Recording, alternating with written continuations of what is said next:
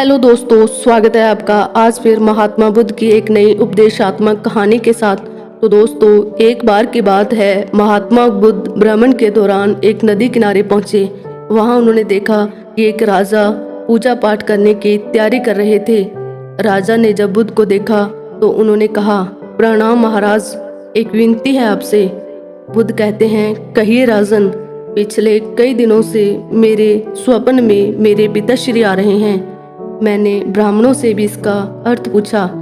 उन्होंने कहा कि तुम्हारे पिताजी को शांति नहीं मिली, उनके लिए पूजा पाठ करना होगा, यज्ञ संपन्न करना होगा।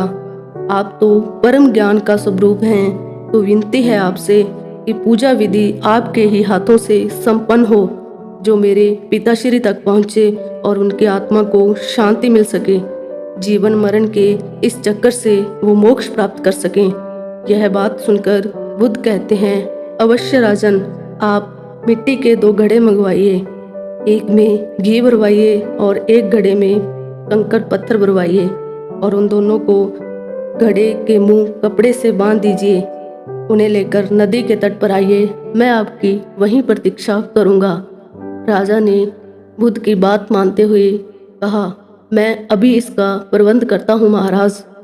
इसका प्रबंध करने के पश्चात राजा बुद्ध के पास पहुंचते हैं। फिर बुद्ध कहते हैं, राजन, अब इन दोनों घड़ों को जल में डाल दीजिए। राजा ने वैसा ही किया। फिर बुद्ध कहते हैं, अब आप इन घड़ों को तोड़ दीजिए। राजा ने फिर वैसा ही किया। फिर बुद्ध कहते हैं, राजन, अब आप ध्यान से देखिए, घी ऊपर उठकर पानी में तैरने लगा है। अब आप बताइए, मेरा या किसी और के पूजा पाठ करने से घी नीचे बैठ सकता है? राजा ने कहा, असंभव महाराज, ये तो घी का स्वभाव ही नहीं। फिर बुद्ध कहते हैं, सत्य कहा आपने। उसी प्रकार किसी भी पूजा पाठ, विधि विधान, कर्म कांड के द्वारा जल के अंदर डूबे कंकड़ पत्थर क्या ऊपर आकर तैर सकते हैं? राजा कहते हैं, नहीं बुद्ध, ये तो प्रकृति के नियम के विरुद्ध है। तो इसी का उत्तर देते हुए बुद्ध कहते हैं, तो फिर हम प्रकृति से भिन्न कैसे हुए? हम भी तो प्रकृति का ही रूप हैं। फिर राजन कहते हैं, सत्य कहा महाराज आपने।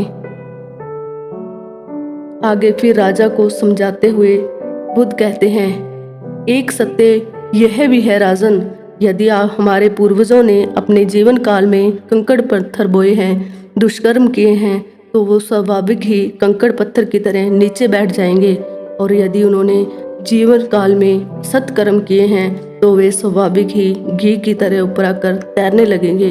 फिर राजा ने कहा, जी महाराज, जो बोएंगे वही तो काटेंगे ना?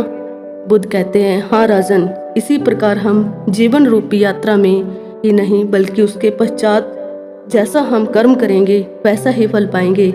अब बताइए, इस प्रकृति के नियम को पूजा पाठ या विधि विधान बदल सकता है?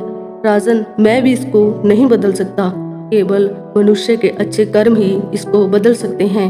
फिर राजा कहते हैं, धन्य हो महाराज, ये कैसी तलवार है आपके पास, जो एक क्षण में सारे झूठों को काट देती है, केवल ज्ञान को प्रकाशित करती है। न जाने इतने जन्म और भटकता यदि आपकी कृपा नहीं होती। धन्य है प्रभु आप।